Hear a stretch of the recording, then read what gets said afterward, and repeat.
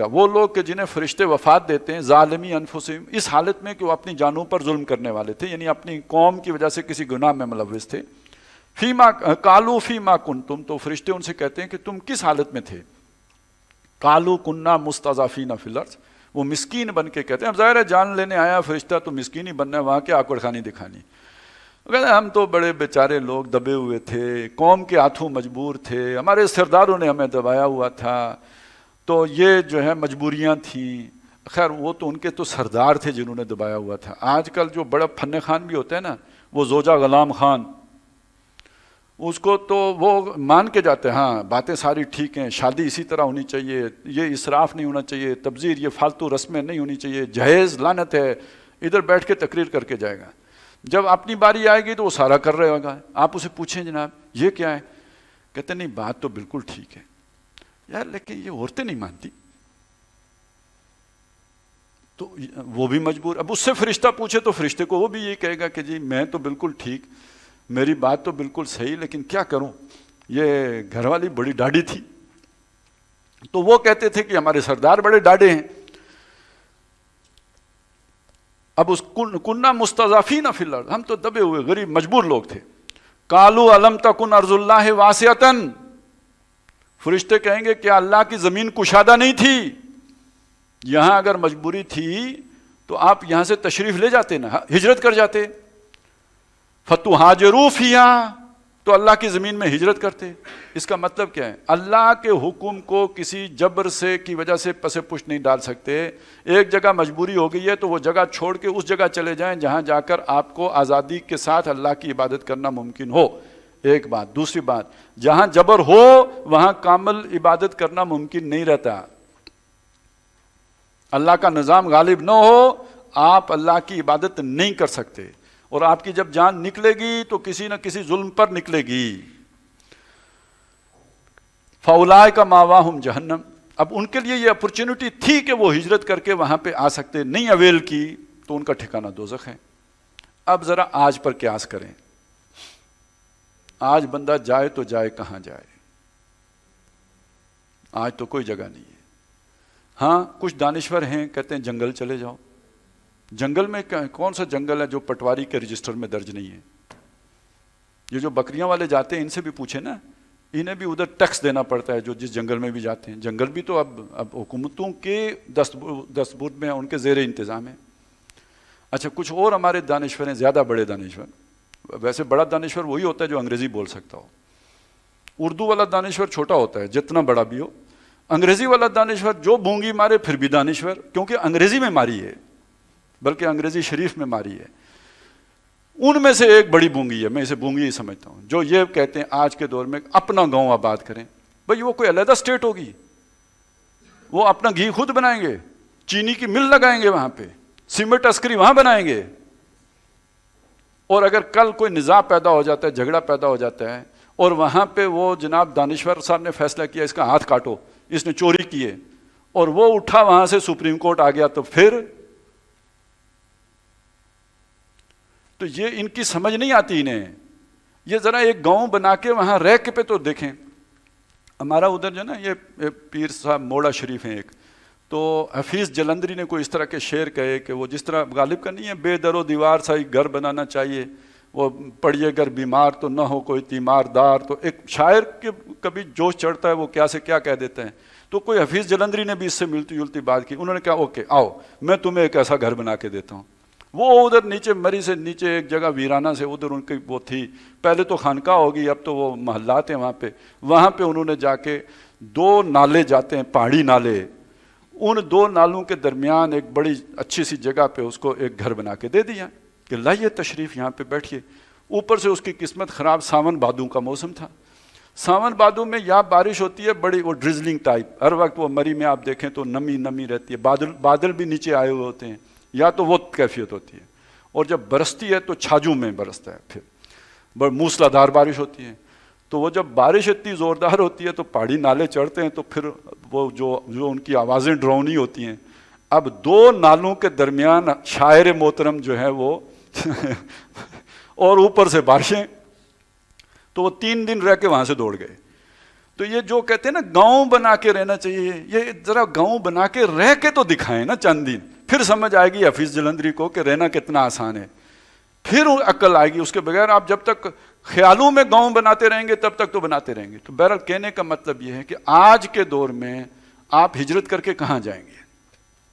ہاں ایک فرق ہے، یہ بھی بتا دوں، آج کے دور میں ایک بڑی سہولت رہی ہے جو اب ختم ہونے کے قریب ہے، اور جس سہولت کو ہم لعنت سمجھتے ہیں، ہے وہ سہولت رہی ہے لیکن ہے اصلاً لعنت ہی تھی، وہ تھی سیکولرزم کی سہولت۔ یہ آپ نے جو اسلام جا کے لے کے آپ امریکہ چلے گئے، وہاں روزے رکھے، نمازیں پڑھی، جمعے کیے، آپ نے وہاں مسجدیں بنائیں، آپ ہندوستان میں آرام سے رہ رہے ہیں، یہ کس چھتری کے تلے آپ کو یہ ایگزسٹنس میسر ہے؟ یہ سیکولرزم کی چھتری ہے۔ لیکن یہ سیکولرزم اب زیادہ عرصہ چلنے والا نہیں ہے، اب دنیا میں ریورسل شروع ہو گیا ہے، دنیا پھر فاشزم کی طرف جا رہی ہے۔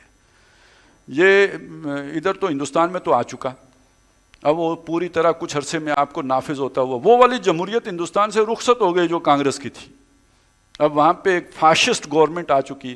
یہ تو عمران خان صاحب بھی کہتے ہیں نا ہٹلر ہے، یہ کہا ہے نا مودی کو، عمران خان نے کہا ہے نا، یہ تو اب یعنی ایک مستند بات ہو گئی، وزیر اعظم صاحب نے فرمائی ہے۔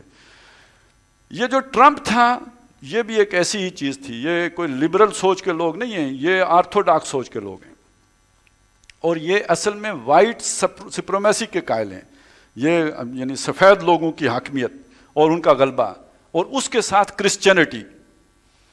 یہ جو ایک پروٹیسٹنٹ نے آ کے تو یہ سارا کچھ کیا تھا نا، جس میں یہ لبرلزم بھی ہے اور سیکولرزم بھی ہے، تو اب یہ کرسچینٹی کی طرف واپس جانا چاہتے ہیں۔ ابھی اسے شکست ہو گئی ہے، 5 سال اس نے گزارے، شکست ہو گئی ہے، وہاں پہ کشمکش جاری ہے، یہ بات نہیں، یعنی پہلی دفعہ یہ جو اس کا حلف برداری کی تقریب تھی تو اس میں انہیں باقاعدہ نیشنل گارڈ تعینات کرنے پڑے، تو وہاں طالبان تو نہیں تھے نا کہ جن کے خطرے کے لیے یہ سارا کچھ کیا گیا تھا، وہ ان کے اپنے طالبان تیار ہو گئے وہاں۔ تو جیسے کبھی بی جے پی آئی تھی، پھر کانگریس آ گئی، اور پھر بی جے پی پکی آ گئی، تو ایسے ہی امریکہ میں اس بات کا امکان ہے اگلے الیکشن میں کہ پھر وہی واپس آ جائیں، اور وہ واپس آ جائیں تو وہ ہر جگہ پہ اسی یہ جو ہے نا ہٹلرزم، فاشزم، جبریت، یہ اس کے قائل ہیں، اور وہ ہوئی نا تو یہودیوں کی بھی اور مسلمانوں کی بھی ایک جیسی کٹائی ہونی ہے امریکہ میں، جو صرف مسلمانوں کی نہیں ہوگی، ساتھ ہی یہودیوں کی بھی ہوگی۔ تو بہرحال میں کہہ یہ رہا تھا کہ ابھی تک تو ایک آپ کو وہاں ریلیف حاصل تھا کہ مذہب پر عمل کر سکتے تھے، ہاں مذہب کی اجتماعی باتوں کا نام لیا تو ٹیررسٹ ہو، fundamentalist is equal to terrorist, وہاں تو یہی سمجھا جاتا ہے۔ لیکن اب تو مسلمان ہونا ہی جرم ہوگا، اور ایک ایسی لہر آئے گی کہ صرف مسلمان ہونا نہیں، یہودی ہونا بھی، جو بھی غیر ہے، کالا ہے، مسلمان ہے، یہودی ہے، وہ کٹ کھائے گا۔ یہ تو ادھر بھی ہوگا، یہی ہندوستان میں ہوگا۔ مسلمان کے 2 استھان، پاکستان یا قبرستان، یہ تو ان کا ایک سلوگن ہے، پرانا ہے، اور چھوڑیں گے وہ پاکستان کو بھی نہیں، کیونکہ یہ تو پورا ان کی نظر میں تو پورا ہندوستان جو ہے یہ دیوتاؤں کی سرزمین ہے، اس کے اوپر مسلمان کا خون ان کی نظر میں ایک پلید خون ہے جو یہاں پہ موجود ہے، اس کو صاف کرنا ہے، پاک کرنا ہے، جیسے حضور نے خانہ کعبہ کو بتوں سے پاک کیا تھا، یہ مسلمان کے وجود سے پاک کرنا چاہتے ہیں۔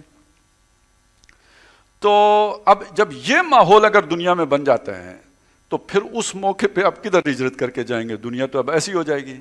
تو یہ سزا ہے در حقیقت اس بات کی کہ آپ کو ایک بہتر ماحول میسر تھا دینی اعتبار سے مسلمان ملکوں میں، لیکن آپ نے اس کو اویل نہیں کیا۔ کیوں؟ آپ اس سے بہتر دنیاوی مستقبل کے لیے ان ملکوں میں منتقل ہو گئے۔